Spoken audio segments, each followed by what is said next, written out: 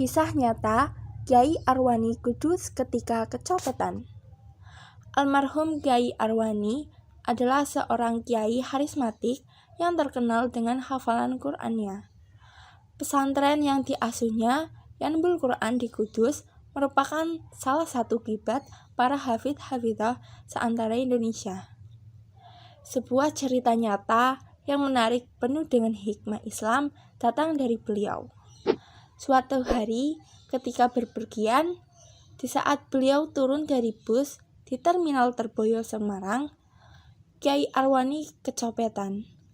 Entah sudah tahu atau memang pura-pura tidak tahu, Kyai Arwani tidak peduli jika baru saja kecopetan. Santri yang mendampingi dan tahu kejadian kecopetan terkejut. Seketika itu pula mereka pada mengejar pencopetnya. "Copet! Copet!" teriaknya sambil mengejar. Suasana menjadi gaduh, serabutan, karena orang lain ikut mengejar pencopet.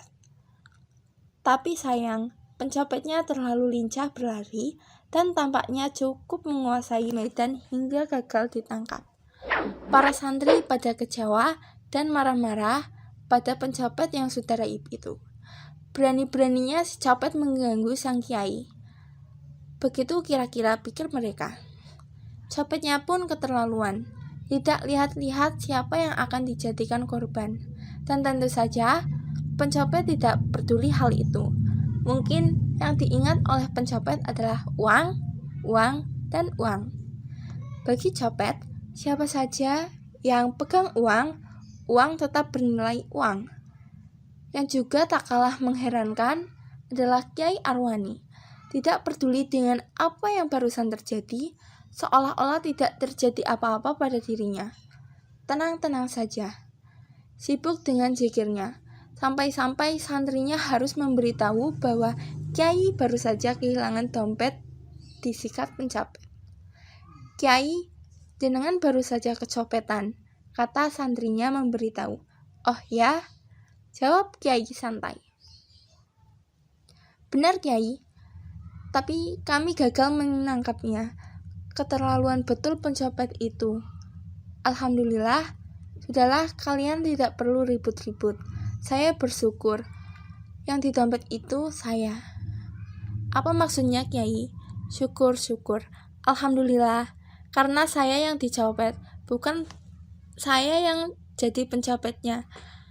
Tentu saja para santri pada bengong mendengar jawaban Kyai. "Kok bisa begitu Kyai? Sekarang apa jawab kalian jika aku tanya lebih baik mana? Menjadi seorang yang dicopet atau menjadi tukang copetnya?" tanya beliau kemudian. Jawaban Kyai sungguh tak terbantahkan. Masuk akal, nuansa zuhud dan kesufian mengiring ucapan-ucapan Kyai. Para santri yang menyertai beliau pada geleng-geleng kepala, tanda paham dan takjub. Dan para santri pun mendapat pelajaran berharga yang belum pernah mereka jumpai dalam teori.